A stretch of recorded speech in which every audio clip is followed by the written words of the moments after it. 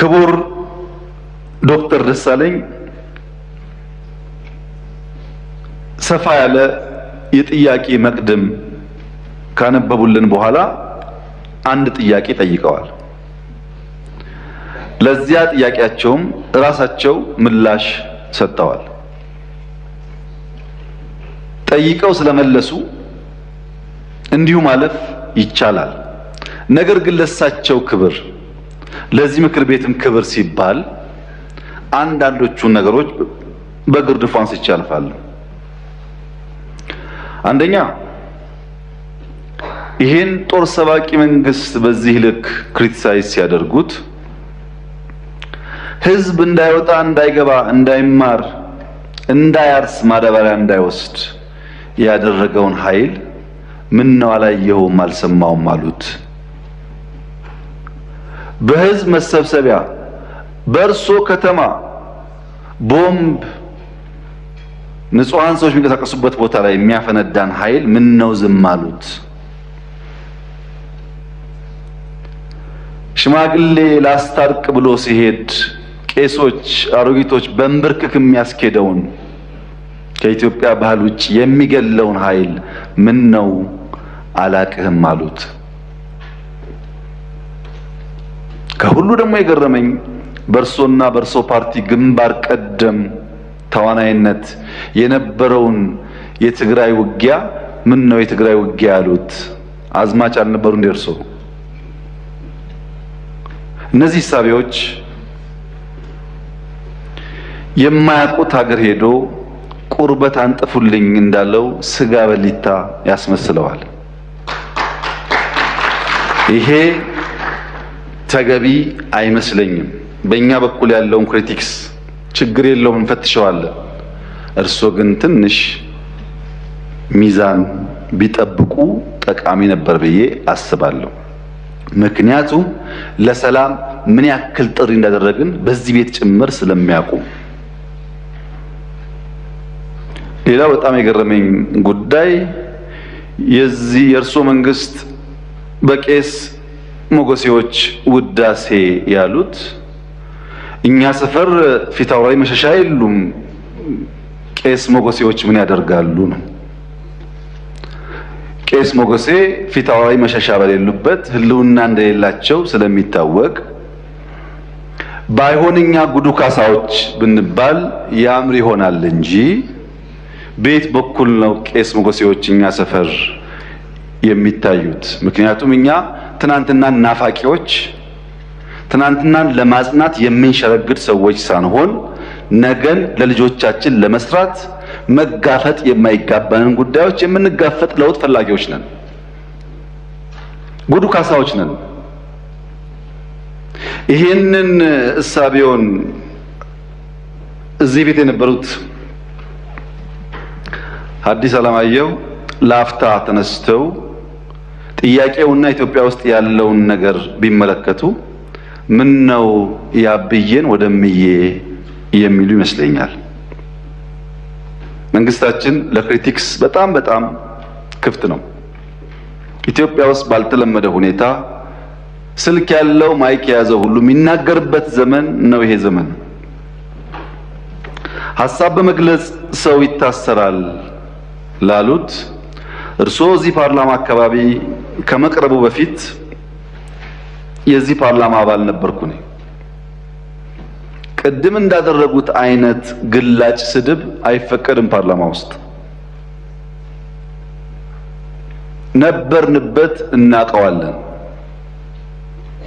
ሰው በንግግሩ የሚታሰር ከሆነ ጦረኛ፣ ግጭት ጨማቂ፣ ጆሮ የሌለው ከሚል በላይ ስድብ ምን አለ? እዚህ ፊት ለፊታችን ሆነው እየተሳደቡ እንኳን ካልታሰሩ ሰው በንግግሩ ብቻ አይታሰርም ማለት ነው። ጦረኛ፣ ግጭት ጨማቂ፣ ጆሮ አልቦች ካሉ በኋላ ልክ እናስገባችኋለን በትጥቅ በ2 ሳምንት 4 ኪሎ እንገባለን ቢጨምሩበት ግን እርሶም አይቀርሉትም ነበር። በመሳደብ አይደለም።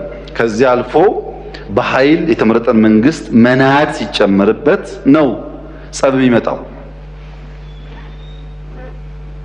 ዩቲዩብ ላይ የተናገረ ሁሉ ጋዜጠኛ ሆኖ ጋዜጠኞች ታሰሩ ላሉት እንደዚህ ዘመን መቼም የኢትዮጵያ ሕዝብ ይታዘባል። ከፓርላማም ውጭ ሰው እንዳሻው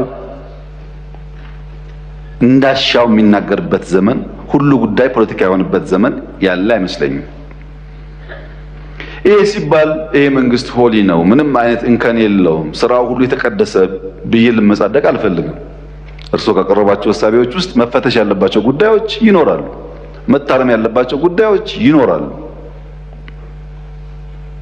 በእስርም በክስ ሂደትም በሌላም ጉዳይ መንግስት ሁልጊዜ ራሱን ክፍት አድርጎ መፈተሽ አለበት። እንከን የለኝም የሚል መንግስት አያድግም። ነገር ግን ሚዛን ሲጠፋ ለሚሰማውም ትውልድ ለእርሶም ፓርቲ ጉዳት ያለው ስለመሰለኝ ነው። ምክንያቱም ይሄ መንግስት አሁን ያለው መንግስት የእርሶ ፓርቲ መንግስት ሆኖ ያቋቋመው ነው። የእርሶ ፓርቲ ሊቀመንበር የኔ ካቢኔ አባል ናቸው።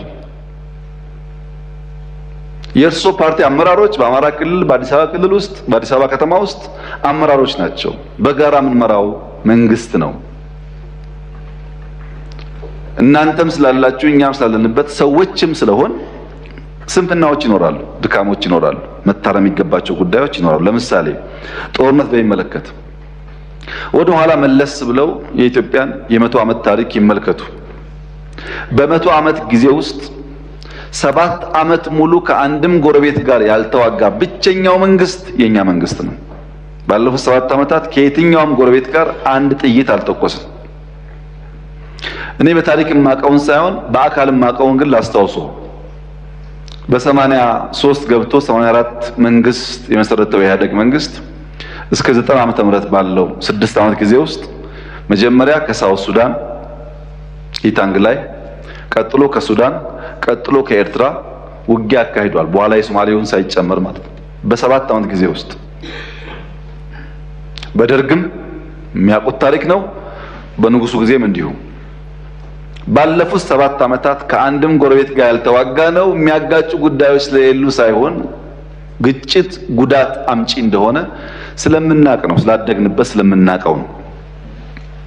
በሀገር ውስጥ ቤኒሻንጉል ጋር ታጣቂዎች በሰላም ተደራድረን አላስገባንም። ይሄ አይታወቅም፣ ለምክር ቤት አያውቀውም። ኦሮሚያ ውስጥ በጣም በርካታ ሴክቶች እንደገቡ አይታወቅም። በአማራ ክልል ባለፉት 2-3 ቀናት ብቻ ከ70 በላይ ሰዎች በሰላማዊ መንገድ ገብተዋል። 2-3 ቀን ብቻ። በአፋር ክልል፣ በሶማሌ ክልል በርካታ የሰላም ድርድሮች ተካሂደዋል። ለዚህ ነው መጠነኛ ለውጥ መሻሻሎች ያሉት።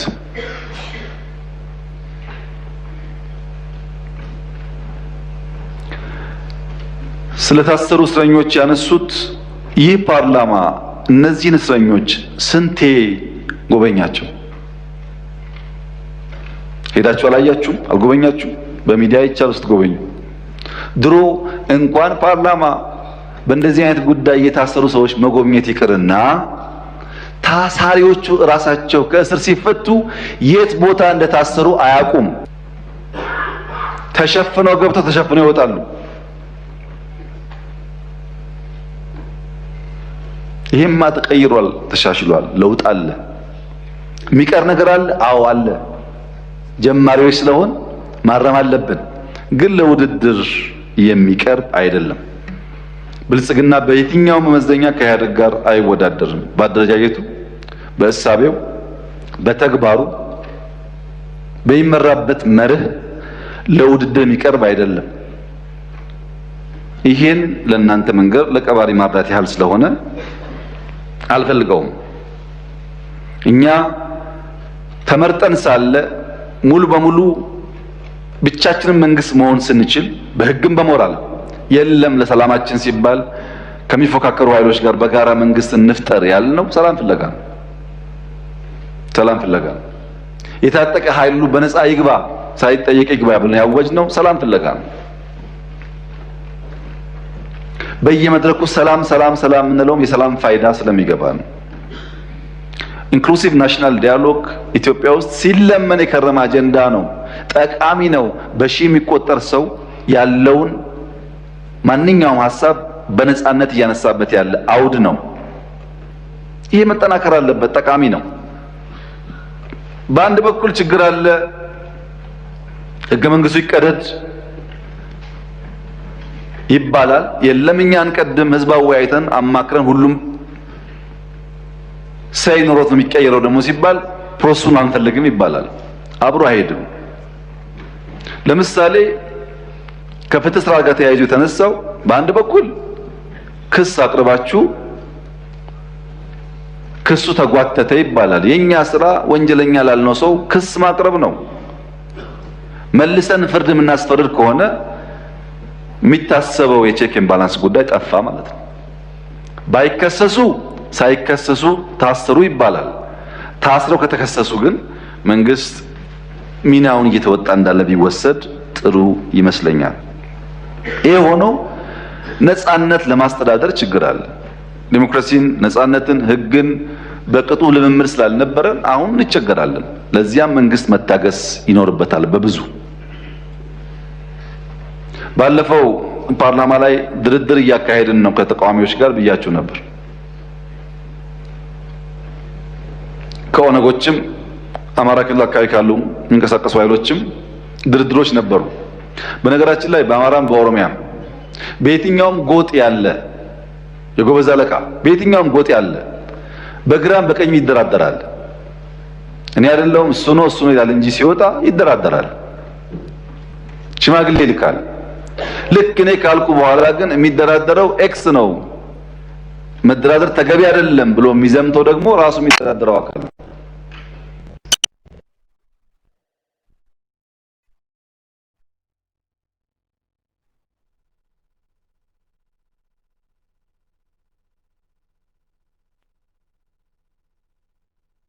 አማራ ክልል ላውጥም እንደዚሁ በሰላም ግቡ። መንግስት ሁልጊዜም እጁ የተዘረጋ ነው። በድርድር በሰላም ጉዳያችን ለመፍታት ትልቅ ፍላጎት አለን። ጥቅም ስለሌለው ዓላማውን ስለማያሳካ 5 ዓመት ብንዋጋ 6 ብንዋጋ ማንም ሰው 4 ኪሎ ስለማይደርስ ዋጋ የለውም። ዓላማ ለሌለው ነገር ደግሞ መጋደል ተገቢ ነው። ሰላሙ ከማንም በላይ እኛ የምንፈልገው ጉዳይ እንደሆነ ቢታሰብ። ሁሉ ነገር ጨለማ ነው፣ ሁሉ ነገር ጥፋት ነው፣ ሁሉ ነገር አዘቅት ነው፣ ሁሉ ነገር የለም ላሉት ክቡር ዶክተር ደሳለኝ እኔ ለርሶ ነው ያዘንኩት።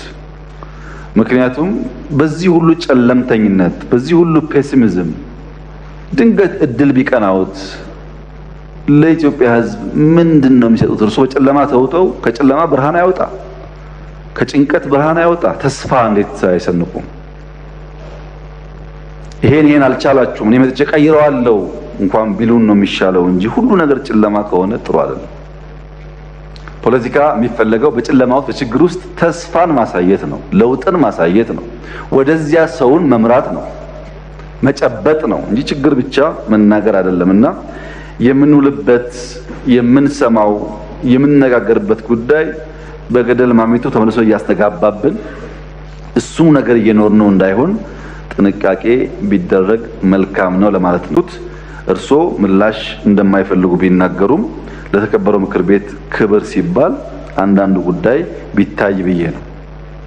ካነሷቸው ጫፍ የወጡ ክሪቲክሶች እና ሂሶች መካከልም ቢሆን ለኛ ጠቃሚ የሚሆኑትን ጉዳዮች ግን ፈትሸን እንወስዳለን።